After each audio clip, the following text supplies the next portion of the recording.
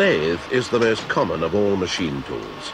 It can be used for turning, thread cutting, drilling, boring, and a variety of other operations. Whatever the type of lathe, or however sophisticated it is, the design relies on two fundamentals. As can be seen with this center lathe, it must hold a workpiece that's to take the main rotating movement. In this case, there's also a tailstock to provide extra support. And of course, the tool must be able to move along the workpiece and across it.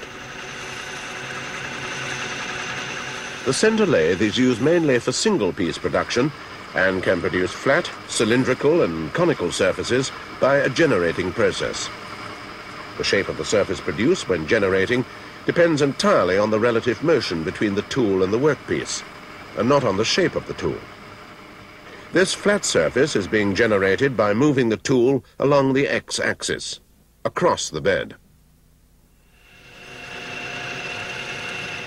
The cylindrical surface is produced by moving the tool in the z-axis along the workpiece, that is, perpendicular to the x-axis.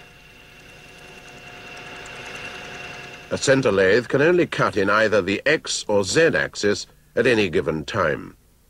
To produce a conical surface, the cross slide has to be adjusted to the appropriate angle needed for the cut. In this case, 45 degrees midway between the two axes.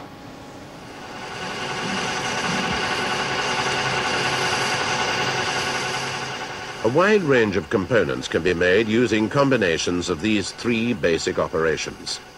However, for a fairly complicated component, such as this shoulder bolt, machining time is high. The first job is to generate a cylindrical working surface along the z-axis. This is done using a 90-degree approach turning tool.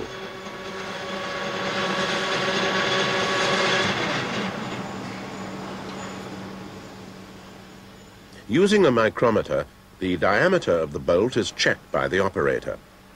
This allows any adjustment in the size of the cut to be carried out at an early stage.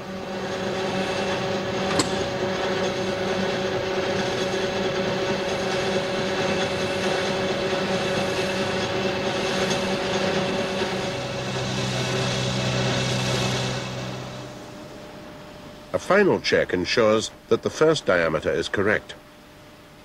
A further diameter is needed at the end of the bolt to take a screw thread. This is machined in the same way.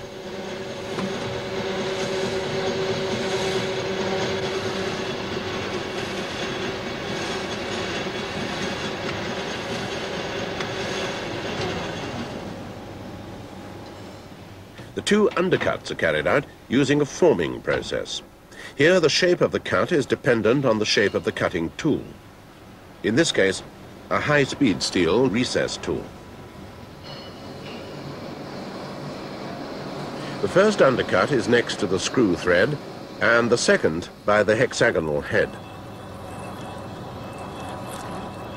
So far, the process has been relatively straightforward. Problems arise when it comes to generating the screw thread. This needs a single-point roughing tool and demands a great deal of skill and time in going over and over the same cut.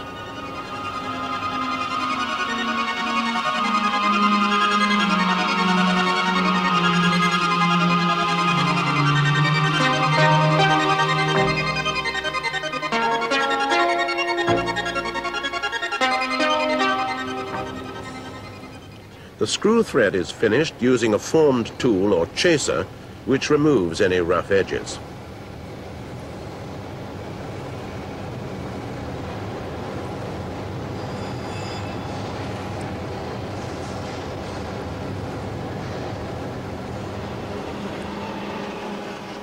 The tailstock of the center lathe can be used to hold a drill when a small workpiece is being turned, and it's not needed to support the job.